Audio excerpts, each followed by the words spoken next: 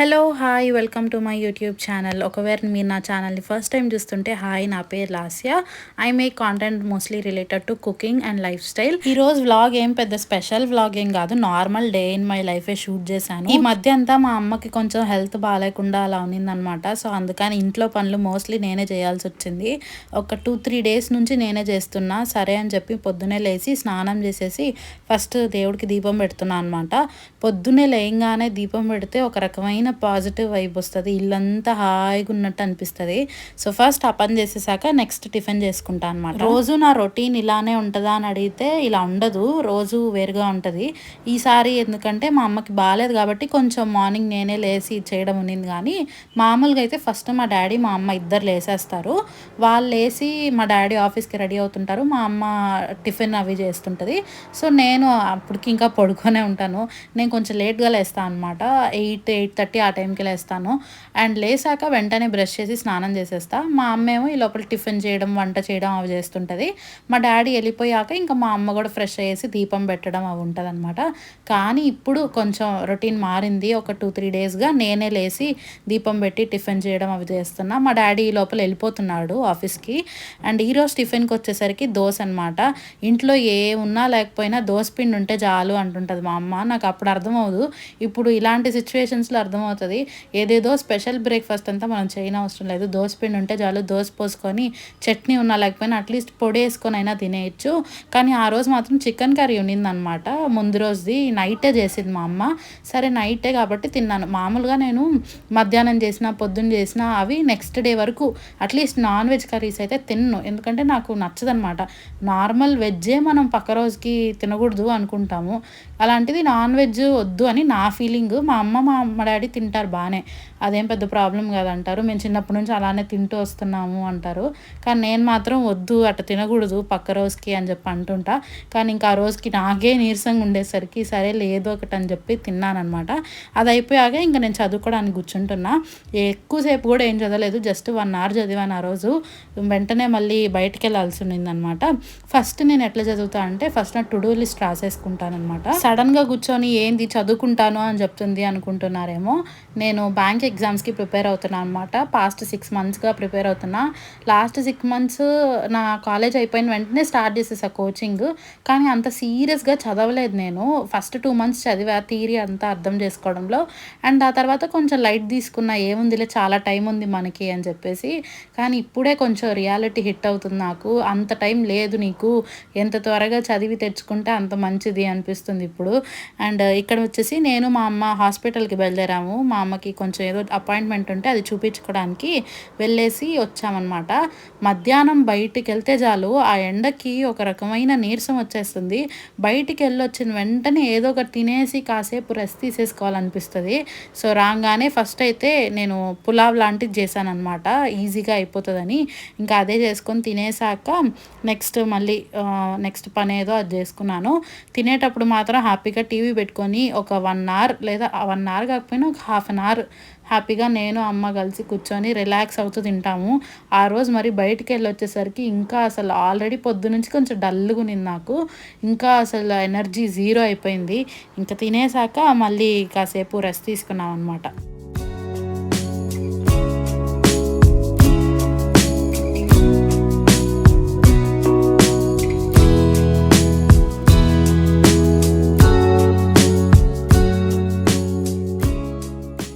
ఆ టీవీ చూస్తున్నప్పుడు నాకు ఒక రెసిపీ కనిపించింది. ఇట్లా పైనాపిల్ కోసి దానికి ఉప్పు కారం వేసి చేస్తున్నారు.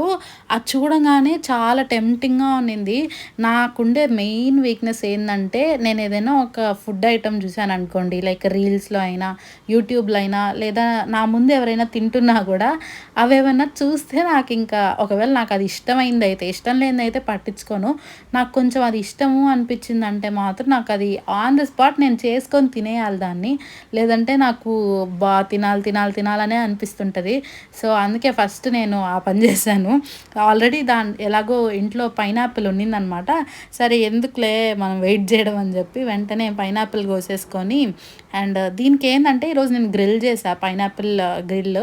ఒకసారి చిన్నప్పుడు I think 9th class 10th classలోనో అందరు ఫ్రెండ్స్తో కలిపి బార్బిక్యూ నేషన్కి వెళ్ళాము. అక్కడ పైనాపిల్ బార్బిక్యూ ఇచ్చున్నారనమాట. చాలా బాగునింది అది. నేను ఫస్ట్ టైం పైనాపిల్ని అలా టేస్ట్ చేయడము. నాకు అది తినంగానే వామ్మో! ఇదేంది ఇంత ఫ్లేవర్‌ఫుల్‌గా ఉంది అనిపించింది. అండ్ దెన్ అది అయిపోయిన ఒక 1, 2 ఇయర్స్ తర్వాత నేను ఇంట్లో ట్రై చేశా.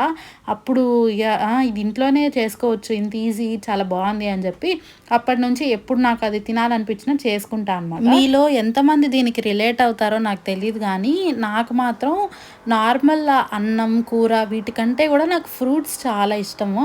Fruits, natural foods like sweet corn, sweet potato ఇలాంటివి చాలా ఇష్టం.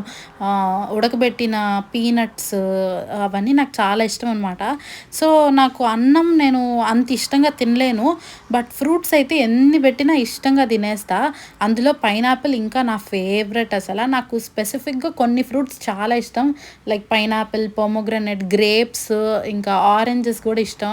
సో, ఈరోజైతే పైనాపిల్ ఉంది కాబట్టి ఫస్ట్ గ్రిల్ ఎలా చేస్తున్నా చెప్పేస్తా చూడండి. ఫస్ట్ కట్ చేసేసుకొని పీసెస్ మన ఇష్టం ఎలాంటి షేప్ కావాలంటే అలా కట్ చేసుకొని ఉప్పు, కారం 2 బాగా పూసేసి పైనాపిల్‌కి మ్యారినేట్ చేసినట్టు ఒక 2 మినిట్స్ అలానే ఉంచేసి దాని తర్వాత పాన్ మీద నేను ఘీ వేసుకున్నా. మీరు కావాలంటే ఆయిల్ కూడా వేసుకోవచ్చు ఆర్ బటర్ కూడా వేసుకోవచ్చు. నేను ఘీ వేసుకొని దాని మీద ఇట్లా పైనాపిల్ పెట్టేసి కొంచెం మీడియం ఫ్లేమ్‌లో పెట్టాలి. హై ఫ్లేమ్‌లో పెడితే మరీ మాడిపోద్దనమాట. సో, ఇలా చారు వచ్చేటట్టు అంటే బాగా గ్రిల్ అయ్యేటట్టు కొంచెం దాన్ని ప్రెస్ చేసుకుంటూ ఉండాలనమాట. 5 మినిట్స్‌లో రెడీ అయిపోద్ది. పెద్ద కష్టమేం కాదు.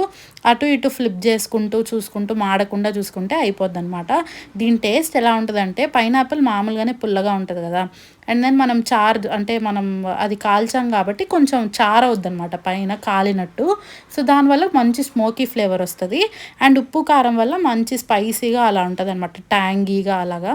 సో, ఫుల్ ఆఫ్ ఫ్లేవర్స్ ఉంటది. బ్లాస్ట్ అయినట్టు ఉంటది నోట్లో ఫ్లేవర్స్ తినంగానే. జ్యూసీగా చాలా బావుంటది. మీరు ఖచ్చితంగా ట్రై చేయండి if you like these kind of flavours. And next వచ్చేసి ఈ క్లిప్ ఏందంటే ఆ రోజు ఈవినింగ్ అనమాట. ఎందుకంటే పక్క రోజు మేము బయలుదేరుతున్నాం వేరే దగ్గరికి. నెల్లూరుకి వెళ్తున్నాము. సో, ముందు రోజే అన్ని ప్రిపరేషన్స్ చేసుకుంటాం కదా! బ్యాగ్ సర్దుకోవడం అవన్నీ. సో, ఆ రోజు నేను ఇంకా హెడ్ బాత్ చేసేసి పొద్దునే చేయడం కష్టం అని చెప్పి నైటే చేసేసి ఇంకా బ్లో డ్రై చేసుకుంటున్నాను అనమాట. Coming to this hair dry, నేను వచ్చేసి బ్లో డ్రైయర్ మా చెల్లి ఇచ్చింది నాకు. ఇది మేక్ మీ బ్లాండ్ అని చెప్పి 3 in 1 డివైస్ ఇది. దీనిలో మనం స్ట్రైటన్ చేసుకోవచ్చు, హెయిర్ డ్రై చేసుకోవచ్చు, బ్లో అవుట్ చేసుకోవచ్చు.